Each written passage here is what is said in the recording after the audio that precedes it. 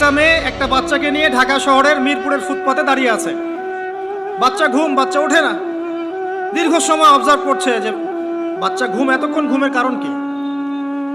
ডেকে জিজ্ঞাসা করা হলো বাচ্চা কার, যে বাচ্চাকে দেখি আপনি টাকা তুলছেন। বললো আমার বাচ্চা। কিছুক্ষণ পরে একজন তাকে এসে সেভ করে নিয়ে চলে গেল, যেহেতু গন্ডগোল হচ্ছিল। পরে সেই এলাকার স্থানীয় এক ভাই, সেখানকার পলিটিক্যাল একজন ভাই, সে আমাকে বোঝাচ্ছে যে আসলে ভাই বিষয়টা অন্যরকম। কি বিষয়? বিষয়টা হচ্ছে যে এক শ্রেণীর মেয়ে আছে এই শহরে যারা বাচ্চা ভাড়া দেয়, আর এক শ্রেণীর মেয়ে আছে যারা বাচ্চা ভাড়া নেয়। যারা বাচ্চা ভাড়া দেয় তারা এই ভাড়ার বিনিময়ে টাকা পায়, আর যারা ভাড়া নেয় তারা বাচ্চাকে রাস্তায় শুইয়ে দেখায় যে বাচ্চা অসুস্থ, টাকা দেন, সাহায্য করেন।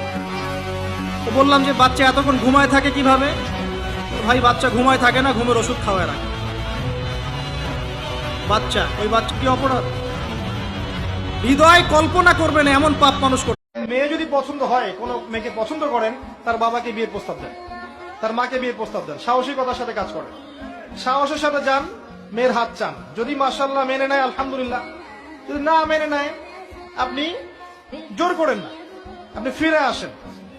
ফিরে এসে আল্লাহর কাছে ইস্তেখারা করেন, সেজদায় দোয়া করেন, আল্লাহকে বলেন রব্বানা হাব লানা মিন আজওয়াজিনা ওয়া যুররিয়াতিনা কুররাতা আয়ুন ওয়াজআলনা লিল মুত্তাকিনা ইমামা।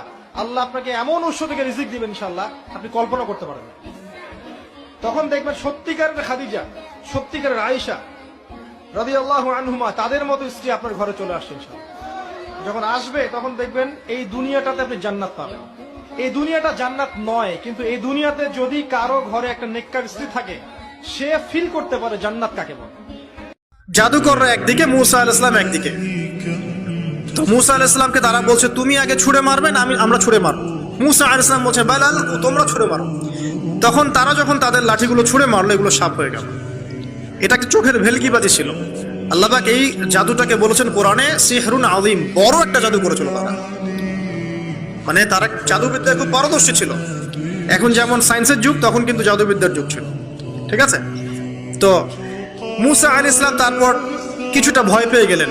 আল্লাহ পাক বলেন তুমি ভয় পেও না, বরং তোমার লাঠি ছুঁড়ে মারো, ইন্নাকা আনতাল আ'লা, তুমি বিজয়ী হবে ইনশাআল্লাহ তাআলা। এরপর মূসা আলাইহিস সালাম লাঠি ছুঁড়ে মারার সাথে সাথেই তার লাঠিটা যে সাপে রূপান্তরিত হলো, এই সাপটা বাকি সব সাপকে খেয়ে ফেলল। এই দৃশ্য দেখার সাথে সাথেই ওই জাদুকর যারা ছিল, সবচেয়ে বড় বড় জাদুকর একটা সমাজে, সবচেয়ে বড় বড় জাদুকর সাথে সাথে মুসলিম হয়ে গেল।